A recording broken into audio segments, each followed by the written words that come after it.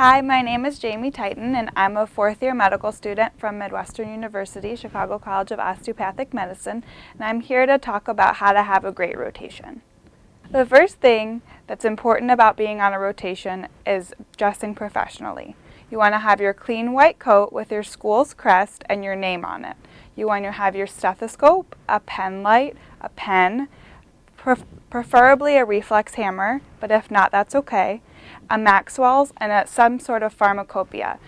The best would be to have a Hippocrates on your phone, but if you don't have a smartphone, some sort of small pocket pharmacopoeia would be appropriate as well. For women, it's appropriate to wear a blouse or a sweater on top with pants or a skirt and flats. If you want to wear heels, make sure that they're not too high so that you can keep up with your team and be able to respond to a code if you need to. Make sure that if you have a skirt, it's of appropriate length, and that if you have boots, that they're not too high on your knees. For men, you want to wear a button-down shirt with a tie if that's what's appropriate for your rotation, clean slacks, and clean shoes. Always have a watch with a second hand so that you can take vitals appropriately if you're asked to. The second point I'd like to make is being on time. Depending on the rotation, you may have to be there anywhere from very early in the morning to the mid-afternoon as a start time. It's very important that if your preceptor asks you to be there at a certain time, that you got there early. Being early usually means 10 to 15 minutes early. However, if you have patients to prepare for or a presentation to give, make sure that you give yourself ample amount of time so that you're prepared and ready to talk to your attending and your resident team. Asking questions and being enthusiastic is a very important part of your medical school training in the clinical years.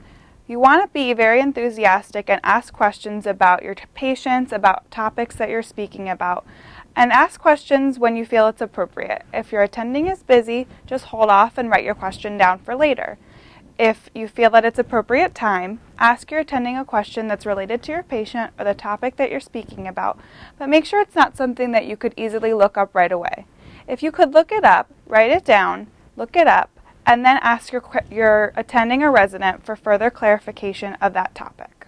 Being respectful will get you very far on all of your clinical rotations. Firstly, you want to make sure that you talk to everybody with respect, being in an inpatient or outpatient setting, saying good morning, being nice to others, saying please and thank you are things that you may not think of right away because you're in a rush, but they're extremely important. You're a guest of whatever facility that you may be in, either in a clinic or a hospital. You remember that you're a student and you're visiting, and it's very important to be kind to everybody that you meet. The second thing about being respectful is not challenging your superiors in a negative way. For example, if you're on a rotation where you're doing rounds and someone who is a resident or attending presents a thought that you may not agree with, make sure that you just make a note of it as the student and write it down, and then go back and pull them aside later and say why you didn't understand what point they were making and ask them to clarify it in a positive way. That way, you can have an open line of communication about what they might have said, and you can have a better understanding of what they were thinking. And lastly, being respectful means being respectful to your elders. May not be in age, but in the medical world, it's very important as a student to understand that the attendings may have more time pressure, and the residents may have more time pressure than you as a student. So if you are sitting in a chair or using a computer and you see a resident or attending searching for a computer, offer yours and be willing to finish later. Asking to leave early is something that you should be very careful about on your clinical rotations.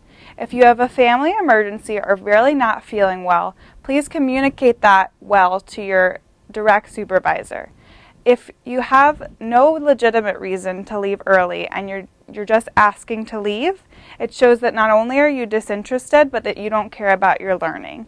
It's very important to be engaged in the team, and if there's nothing else to do, just ask, is there anything else that I could do to help out? If there's nothing else that you can do to help out with the team, then your residents or attending will most likely send you home. But if there's more that you can do to help out, then you should do so.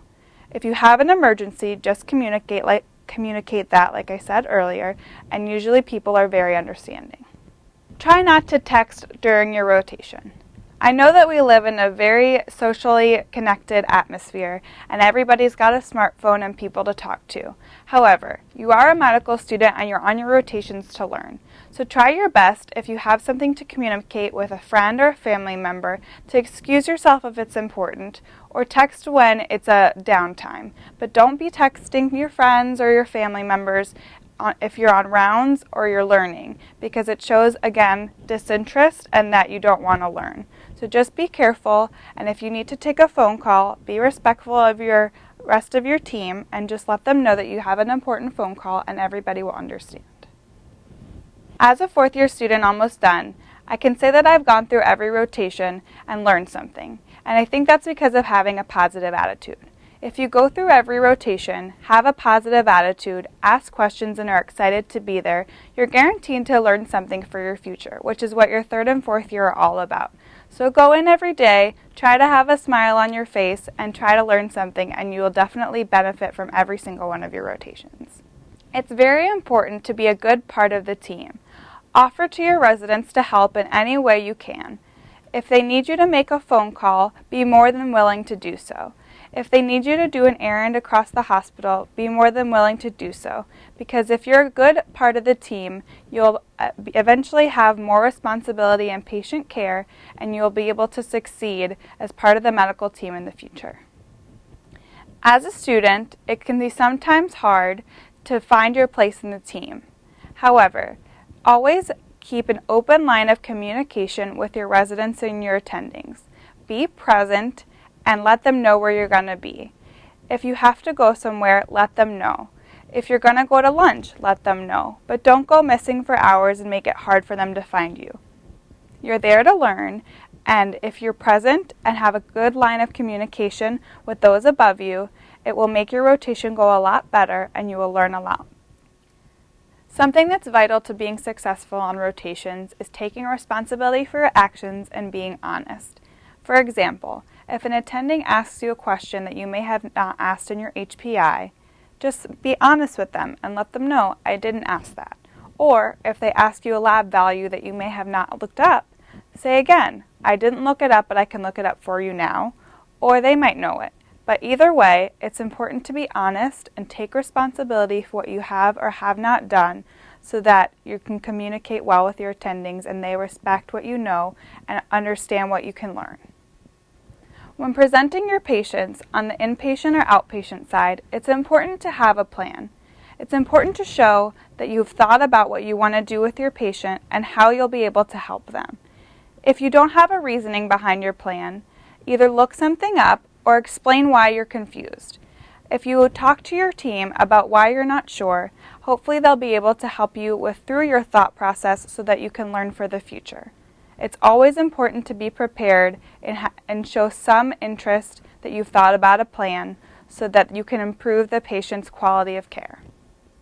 I know that lots of people talk about reading during your third and fourth year, and in the beginning it can be very hard coming off of step 1. However, it's really important to read even just a little bit every day. If you have some downtime on your rotations, read for 10 to 15 minutes about something that your patient has, that you've never seen before or that you need a refresher on. If you've just seen it and you read about it for just a little bit of time, it will stick in your head for a lot longer than just reading blindly. So, if you have a patient that comes in with pneumonia, just read about the common causes of pneumonia. It will only take 10 or 15 minutes every night, and that way at the end of your rotation you'll have learned a lot more. It's really important to have fun.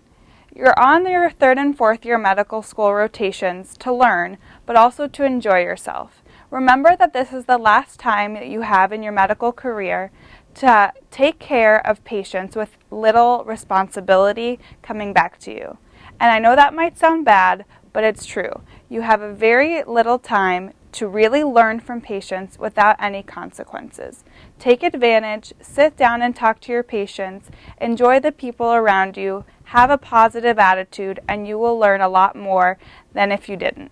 So have a great time, enjoy your third and fourth year, and have a great rotation no matter what rotation you're on.